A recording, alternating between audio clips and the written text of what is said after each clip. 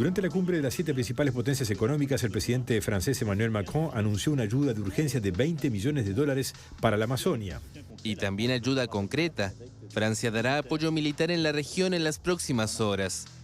En el próximo mes construiremos una iniciativa para la Amazonía que será presentada oficialmente en la Asamblea General de la ONU. Lors de la Asamblea General de la Organización de Naciones Unidas. El presidente de Brasil, Jair Bolsonaro, reaccionó con desconfianza. Macron promete ayuda de países ricos à Amazônia. Será que alguém ajuda alguém? A não ser uma pessoa pobre, né? Sem retorno. O que está de olho da Amazônia? O que eles querem lá há tanto tiempo? Mientras, los líderes de las tribus locales culpan a Bolsonaro y a los granjeros locales por el fuego. Bolsonaro ne tu muy acuniado pequeño te baga o muy hotel mismo de que cubierto ka pero no me guste. Bolsonaro garantizó que la situación está bajo control y que las reacciones fueron exageradas por intereses políticos. La ministra de Agricultura, Teresa Cristina, calificó al presidente de Francia, Emmanuel Macron, de oportunista por amenazar con vetar el acuerdo Unión Europea-Mercosur y aseguró que sus críticas a la política medioambiental del gobierno brasileño dañan la imagen del país. Este domingo, seguidores del presidente brasileño se manifestaron frente a la Embajada de Francia en Brasilia. Por otra parte, manifestantes se movilizaron en Río de Janeiro para pedir mayor protección al ambiente y criticaron a Bolsonaro.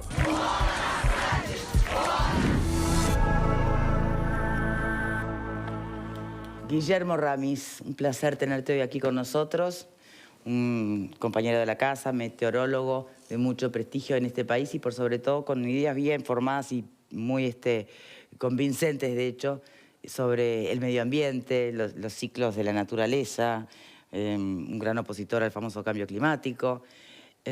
Este episodio, Ramis, ¿cómo estás? Un gusto estar con todos ustedes, con Gracias. la audiencia, por supuesto, también. ¿Qué relevancia tiene para ti estos incendios? ¿Qué incendio dónde? Bueno, ya empezó con su característica de ironía y humor. Ah, te referís a los incendios del estrecho de Indonesia que anulan la visibilidad en el estrecho de Malaca y son materia de frecuentes choques entre buques. No, me estoy refiriendo a ese gran pulmón del planeta que queda en la Amazonia. ¿En dónde queda la Amazonia? Brasil y otros países, perdón, comparte otros países. ¿Y qué pasa con Perú? Exacto, bueno, por eso es lo que planteaba Pepe, nuestro compañero. Y con el incendio en Bolivia, 750.000 hectáreas, y con el norte de Paraguay. Esto, ustedes quieren ¿Nos están vendiendo humo? En parte se está vendiendo humo. A ver. Les cuento. ¿Cómo quieren que empiece? ¿Por el medio ambiente, por meteorología, desde el punto de vista político, desde el punto de vista económico? Por el estrecho de Indonesia. En Indonesia se queman de la misma forma que en la Amazonia para preparar los terrenos y seguir avanzando en agricultura, ganadería, etcétera, etcétera, para plantar la palma, de donde se extrae el aceite de palma, que es bastante costoso, bastante oneroso su compra. Entonces eso es otro punto. Hay que ver los puntos de quemada en el mundo, no nos quedemos en la Amazonia. ¿Sabe qué me está haciendo acordar esto? A la polémica sobre Venezuela. Todas las dictaduras que hay en el mundo, pero todos miramos a Venezuela. Resulta que ahora se incendia el planeta y todos miramos a la Amazonia. ¿Tenemos que estar en esa lógica, Guillermo? Sí, porque hay que mirar... volvamos para 5.000 años atrás o 5.500 años atrás. El desierto del Sahara era fértil. La tala indiscriminada lo llevó a transformar en un desierto y como testigo mudo de la lluvia que se producía en la región, está la Esfinge, donde geólogos y geógrafos en un congreso determinaron que los surcos que tiene la Esfinge son producto de la lluvia del agua que se producía en la región. O sea que no hay nada nuevo bajo el sol. A ver, antes de seguir, Guillermo, este planteo que de verdad es el más original de todos los abordajes que se han manifestado, incluso la prensa mundial, ¿no?, sobre este asunto. ¿Qué pensás, Alfredo? A mí la Amazonia me preocupa. Y la Amazonia incluye todo un entorno de países. Y me parece que lo que se está intentando hacer... Para mí, vamos a entendernos, Bolsonaro es una bestia. Esa es para mí Bolsonaro es una bestia. No lo defiendo ni un poquito así. ¿Por qué? Por varios motivos. Pero no vamos a discutir Bolsonaro con usted ahora porque no nos ponemos de acuerdo igual. No, lo aclaro por las dudas, pero me parece que se está buscando el tema de la Amazonia para atacar a Bolsonaro. Y yo leí antes de venir, cosas que nos pasó producción, la deforestación del Amazonas ha sido muy grande desde muchos años para atrás, y no solo en el gobierno actual. Exacto. Entonces, no me usen el tema de la Amazonia para atacar a Bolsonaro. Creo que el tema de la Amazonia es un modelo de desarrollo que Brasil está teniendo con diferentes gobiernos que hay que cuestionarlo. Tampoco me como la pastilla de los franceses siendo los reyes de la ecología. Los muchachos bombardean Siria y después se defienden los arbolitos. Tampoco, ¿viste? Entonces me parece que hay mucha hipocresía, mucho uso político de este tema. Lo que sí es preocupante es que se está deforestando en esta región del mundo, conjunto en otras. En Bellavista también se quema la caña. Sí, acá se quema también. Entonces digo, acá hay quemas, pero quemas controladas, etcétera. Pero me parece que acá lo que está en cuestión es que la Amazonia representa toda la Amazonia, toda la región, no solo Brasil, un pulmón muy importante para toda la humanidad. Y creo que ahí no se está teniendo en cuenta. Coincido plenamente, sos mi interlocutor, te felicito, porque pienso de la misma de forma. retos. Pero, por ejemplo, Lula regaló 640.000 kilómetros cuadrados a los ganaderos y a los agricultores para que deforestaran todo lo que quisieran. Terrenos que habían usurpado y que él dijo, bueno, voy a condonar todo eso, no voy a hacer ningún juicio, se los voy a regalar. 640.000 kilómetros cuadrados. Transformado, si vemos cuántos Uruguay entran ahí, es impresionante lo que regaló. Entonces, no carguemos las tintas de Bolsonaro, que algunas cosas ha hecho bien, otras cosas ha hecho mal. Las buenas se me las debo, no las tengo, pero no importa. No, pero digo, ha hecho algunas cosas buenas. Peor gobiernos anteriores que han hecho otras cosas peores. Pero lo que yo voy es a lo siguiente, ¿no? Este incendio se produce precisamente por la quema que va desde julio hasta septiembre para preparar los terrenos de cultivo, que se fue de contexto, se fue de madre, para decirlo de alguna manera, precisamente por la ausencia de lluvias. En el año 2016 hubieron 70.000 puntos de quema. 2016, no estaba Bolsonaro. En el año 2019 hubo 78.000 puntos, lleguemos a los 80.000 puntos de quema, 10.000 puntos más de quema que ahora. ¿Qué es un punto de quema? ¿Es toda una ciudad? No, puede ser desde una fogata que el satélite mide hasta... Un bosque. Hasta un bosque, exactamente.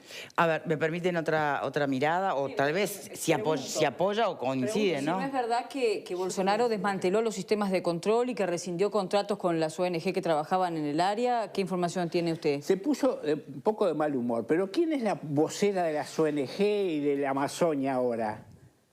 Marina Silva. ¿Saben quién era Marina Silva?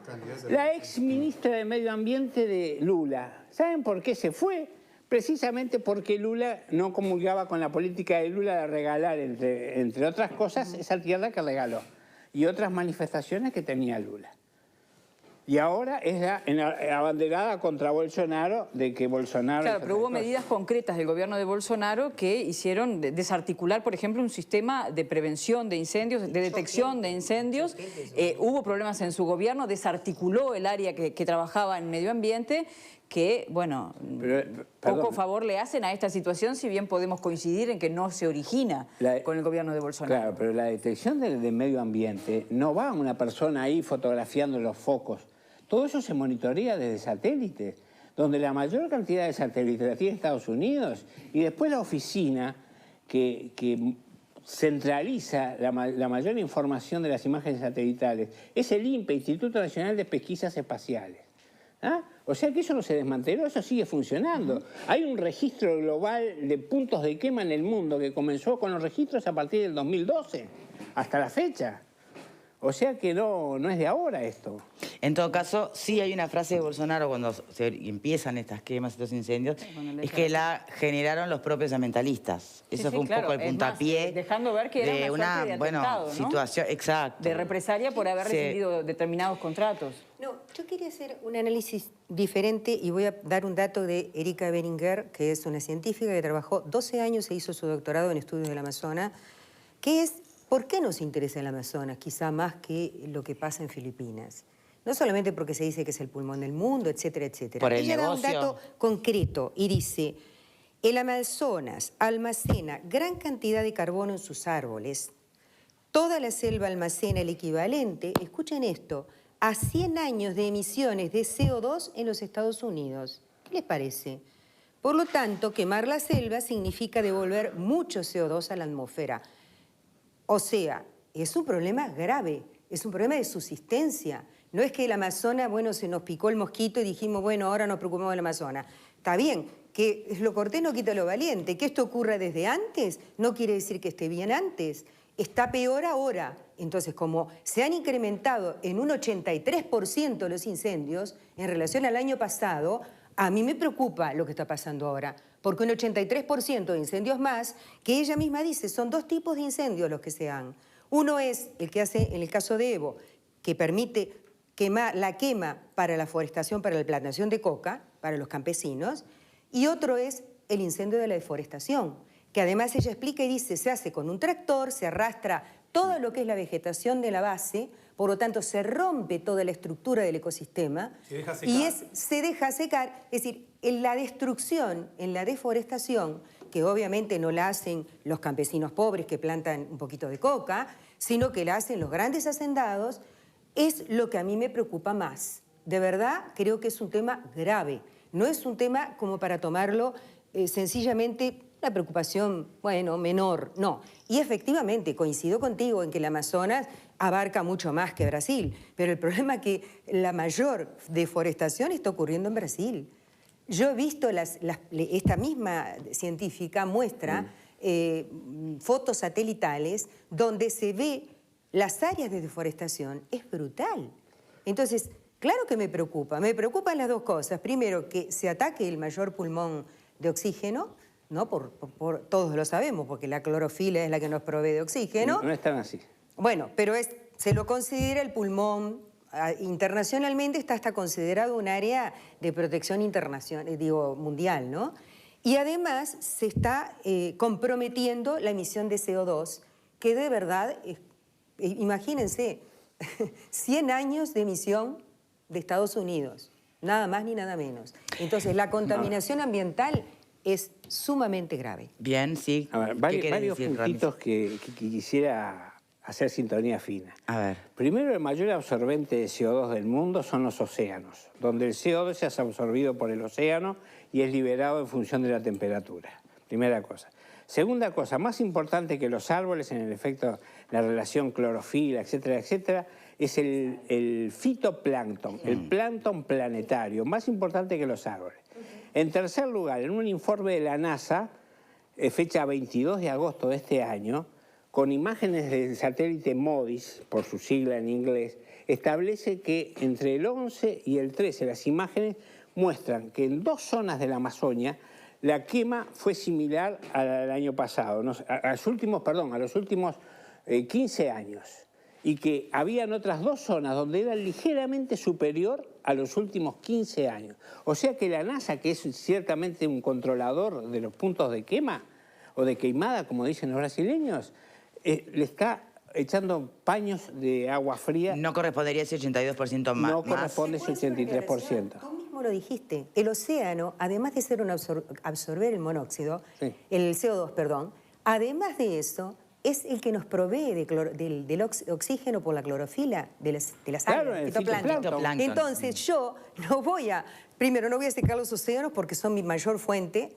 ¿Pero cómo se va a secar el océano? No, quiero decir, porque realmente si tú me estás diciendo la absorción de CO2 la realizan los océanos, yo no voy a secar los océanos, porque al mismo tiempo el océano neutraliza esa acción con la generación el océano está creciendo, de oxígeno. Según los cambios climatistas. No, el océano está creciendo, pero me estoy refiriendo a que esa comparación que tú hiciste me parece que se invalida por la misma aclaración que tú hiciste. No, pero es el mejor proveedor.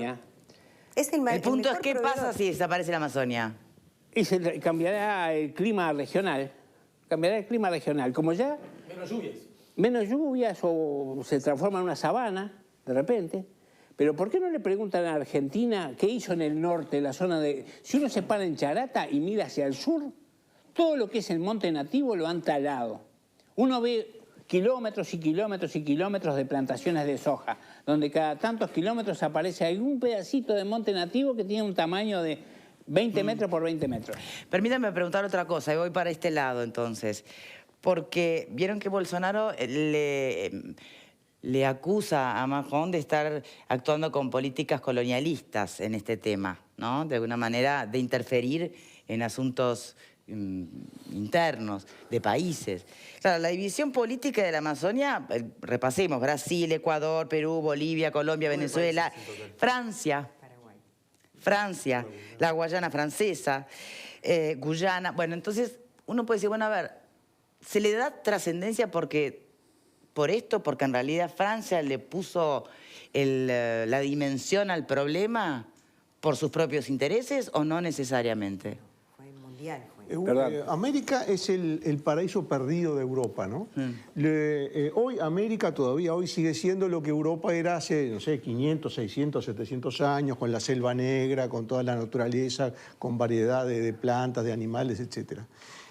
Bueno, Europa se desarrolló, cambiaron los sistemas de producción económica y hoy prácticamente Europa es un continente que no tiene esa diversidad biológica que tiene América.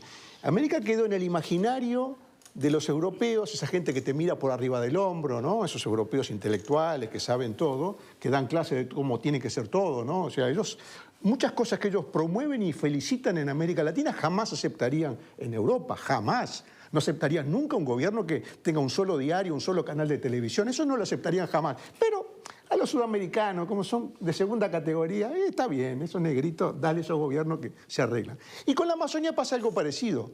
Se quieren erigir los europeos, sobre todo los europeos, en, digamos, amos y señores de una tierra que no les pertenece. No les pertenece.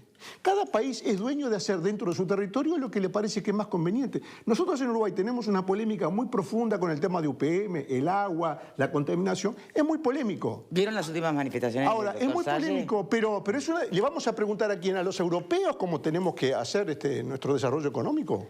Le tenemos que ir a preguntar a otros países, ¿saben ustedes qué les parece? Che, ¿les parece bien UPM, el agua, la contaminación? No, son decisiones que se toman internamente. Pero bueno, pero aún cuando la Amazonia es considerada por el mundo entero uno de sus pulmones. ¿Y cómo lo paga el mundo? ¿Tiene derecho? ¿Y cómo lo paga el mundo entero? ¿Cómo lo considera? ¿Y cómo lo paga? ¿Cómo lo retribuye? A ver. ¿Se hace dueño de la Amazonia retóricamente? ¿Está bien planteado? ¿Qué pensás, Pepe? Quería decir que estoy de acuerdo con lo que dijo Alfredo hoy al comienzo con respecto a Bolsonaro. Pienso exactamente lo mismo que piensa Alfredo. Y también apoyo lo que dijo Verónica en relación a lo que sí sabemos que ocurrió con Bolsonaro. Pero hoy yo les manifestaba que el 9 de julio de este año Evo Morales emite un decreto supremo, lo de supremo no lo estoy poniendo yo, se llama así, decreto supremo, fuente, página de presidencia de Bolivia, son 2 páginas enteras, donde se habilita la deforestación en los departamentos de Beni y Santa Cruz, Amazonia boliviana, muy cercana a la Amazonia brasilera, que lleva ya 900.000 hectáreas. Van 150.000 más de la que vos dijiste, Guillermo. Tengan en cuenta que Brasil deforestó cerca de 720.000 el año pasado. 900.000 lleva ya Bolivia. Algunos dicen que se les fue de las manos esos incendios controlados en la Amazonia boliviana al gobierno de Evo Morales, que efectivamente esas tierras estaban previstas para extender la plantación de coca, por sobre todas las cosas, como también ganadería extensiva. Y que por lo tanto esos incendios fueron los que provocaron los posteriores incendios también en Brasil. O quizás haya sido una coincidencia de incendios que también ocurrieron en la Amazonia brasilera por la deforestación intensa y la quema no controlada conjuntamente con esto. Pero quiero decir que se dio la conjunción de 2 situaciones muy complejas, a tal punto que hoy Evo Morales está dando marcha atrás a su decisión de no aceptar ayuda humanitaria y sí la está aceptando, como también suspendiendo lo que es la campaña electoral de cara al próximo mes de octubre. La Amazonia, que como tú bien dijiste, conlleva un territorio de soberanía de 9 países, Brasil tiene más del 50, el 51%. El otro país que tiene mayor cantidad de territorio amazónico es Perú, y luego le sigue Bolivia, para tener más o menos una relación de lo que venimos hablando. Bien, pero justamente la cantidad de hectáreas de esa maravilla que te toca en el país, en la división geopolítica que se hizo arbitrariamente un día, te hace, supongo yo, tan responsable como acreedor de derechos. Entonces, ¿cómo se maneja eso? ¿Por qué para los campesinos que planten coca, qué hacemos con la consecuencia de la plantación de coca, no? Es tan bueno, ¿y por qué es tan malo si en realidad se beneficia a empresarios privados con la forestación? O sea, me parece que plantea desafíos bien interesantes. Ale, ¿qué pensás? Sí. Me parece que este asunto está atravesado por muchos vectores y se puede ver desde lugares distintos. no me está gustando la tentación de ponerse o de un lugar o de otro, como si existiera esa posibilidad. Ni siquiera digo que está ocurriendo acá, simplemente lo advierto como un lugar que si estás en la Ámsterdam no estás en la Colombia y no veo por qué. Por supuesto que históricamente... Acá pareciera que se está con o contra el medio ambiente. Claro, ¿no? Sí. y me parece que es equivocado. Yo creo que hay un asunto que sobrevuela todo esto y que tiene que ver con los modelos de desarrollo de nuestras economías, sobre el cual me parece que deberíamos plantearnos y replantearnos cosas, ¿verdad? Ese es un asunto que está arriba de la mesa. Considero en efecto que el Amazonas, el Amazonia, como ya... El Amazonas es el río. La Amazonia, como ya se ha dicho, forma parte... son muchos los países responsables y me parece que bien hay que tener una mirada crítica y vigilante.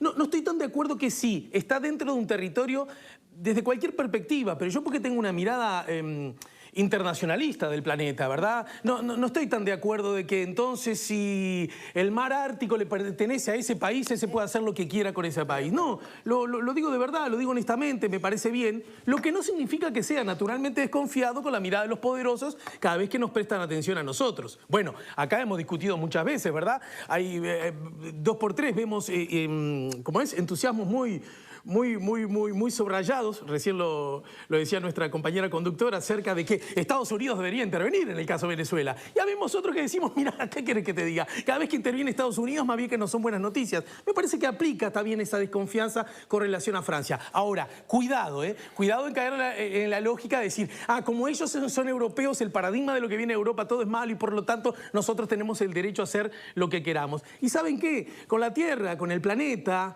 Con los modos de producción de la humanidad, no siempre tenemos todos el derecho a hacer lo que se nos cante, simplemente porque está dentro de cierto límite político. Me parece que eso puede ayudar. Pero además en ese razonamiento que hacía Pascal respecto a si somos o no, cómo nos miran, seguimos siendo de algún modo aquella colonia en estado natural, yo comparto eso, pero ¿qué hacemos de este lado? Tenemos 270 organismos multilaterales de América, que llamale las siglas que quieras. ¿Cuál se reunió para tratar este tema? Yo no sé, tal vez estoy desinformada. Aquí nos seguimos comportando, ellos se siguen comportando como europeos y nosotros nos seguimos comportando como colonias. Porque no nos damos cuenta que a nivel regional esto, además de al mundo entero, a nivel regional, tenemos que abroquelarnos y cerrar filas sobre este asunto y brindar el apoyo que esté al alcance de cada país y entender que es una cuestión del continente.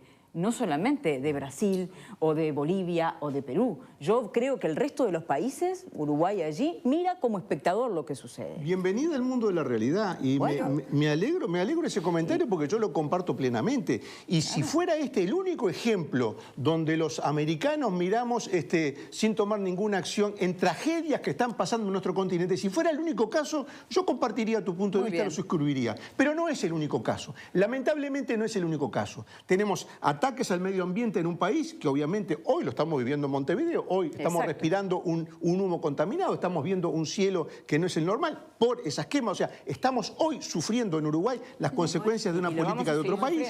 Entonces, si ese fuera el único caso, yo te diría sí, tenés razón. Ahora, estamos presenciando hace años una tragedia humanitaria sin pie ni cabeza en América. Entonces, pero vale tu comentario, lo suscribo. Falta una conciencia, se habla mucho de la patria grande, se habla mucho del latinoamericanismo, pero cuando las papas queman, nadie pone lo que hay que poner. Sí, pero por el tema que tú aludís, que no mencionás directamente, pero que aludís, han habido unas cuantas reuniones, intervenciones. ¿Y qué pasó? Bueno, pero ha sido un tema tratado. El resto de los asuntos medioambientales, los miramos de reojo como que no nos competen. Pero si firmamos convenios, si firmamos convenios internacionales en los que nos comprometemos a cosas que pues nadie fiscaliza. Ramis. Yo escuchaba recién al aborigen que culpaba a Bolsonaro por la quema, etcétera, Bolsonaro que culpaba a los ambientalistas. Pero primero hay un individuo, o unos individuos que vinieron de Europa y prácticamente devastaron la civilización que había en ese momento en la Amazonia, con la viruela y con la tuberculosis. ¿O se olvidan? Los garimpeiros no producen humo, por eso no nos preocupan. La explotación minera en la Amazonia no nos preocupa porque no produce humo ni llegan hasta acá.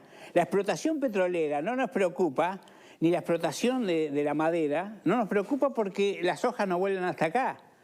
Solamente nos preocupa cuando vemos el humo que llega a Uruguay. Ahí somos abanderados del planeta Tierra, lo queremos muchísimo. Pero después el resto del año, miramos para el otro lado. cuando se hacen los acuerdos. Él decía recién que en la Antártida hay un tratado antártico donde la Antártida se va a repartir entre los signatarios del tratado. No le corresponde a todo el mundo. ¿Quién es el primer signatario del Tratado Antártico? Estados Unidos, donde hizo una cosa que no se podía hacer. Intentó establecer una central nuclear para generar energía en la base McMurdo. Se le derramó el plutonio y ¡páfate! Produjo una contaminación que tuvo que lavar piedra sobre piedra. Por eso digo, el mundo no se maneja en forma lírica. Yo te digo, ¿vos sabés lo que es el grupo? Que no alcanza con que sea de Estados Unidos para decir problemas de ellos. ¿Sabés lo que es el grupo G23? Ni Chernobyl en la Unión Soviética. ¿Vos sabés lo que es el grupo G23? Sí, a ver qué es. El grupo G23 es un grupo de países que se reunió en la década del 80 y asignó un área a Estados Unidos para controlarla que se llama el FIDEF. ¿Qué se llama? FIDEF. F-I-R-E-F. Es una fundación internacional para la protección de la Amazonia, ¿ah? Donde Estados Unidos lleva la voz cantante. La página 76 del libro de David Norman, de Introducción a la Geografía para niños del 6º año de escuela, Junior High School, en Estados Unidos, tiene la página ahí, la página 76, donde le muestra el pedacito de Amazonia que le corresponde controlar a Estados Unidos, que nadie se lo toca porque es una reserva por él protegida y por él controlada. ¿Qué les parece? Ramis, tenemos que despedirte, pero antes me gustaría, como reflexión final tuya, bueno, ¿qué nivel de trascendencia? Ya entendimos desde dónde lo planteás, ¿no? Cómo tenés una mirada bastante más global que de alguna manera le quita presión a lo que está pasando en la Amazonia. Pero a ver... Primero, evitar que se siga deforestando, que se siga avanzando por intereses económicos. La Amazonia hay que más peligroso eso que este incendio concreto. Más peligroso, exactamente. Este incendio concreto es controlable, habrá mucha muerte de animales, cosa que lamento muchísimo, mucha deforestación, pero puede volver, en cierta forma, puede volver determinadas plantas a crecer en esa zona. El problema es la extracción que se hace de la explotación minera, la explotación... Bueno, el modelo de desarrollo, justamente. Claro, pero cuando hablamos de cosas que están abajo de nuestro pie, que ya ha pasado en Uruguay, el fracking, nos olvidamos de que el fracking envenena el agua subterránea. Bueno, está prohibido. Y que estamos arriba del tanque de agua que se llama el acuífero Guaraní y el acuífero Reigón. Eso nos olvidamos, o sea que gritamos ahora está porque el humo nos llega a los ojos. Cuando el humo no nos llega a los ojos, no pasa nada. Bien. Ramis, como siempre, es muy polémico tenerte aquí de visita. Despertás muchas cosas, ¿eh? Claro, solo que de otra manera. Solo que de otra manera. De verdad. Les cuento, antes de ir a la pausa un segundito, que las familias uruguayas empezaron a usar el nuevo jabón Protex NutriProtect para bañarse. Y es divino, además de limpiar, protege la piel, la cuida, porque tiene ingredientes como vitamina E, omega 3 y macadamia. Es una manera buenísima de cuidar tu piel casi sin darte cuenta. Protex cuida la buena salud de tu piel. Pausa y ya venimos.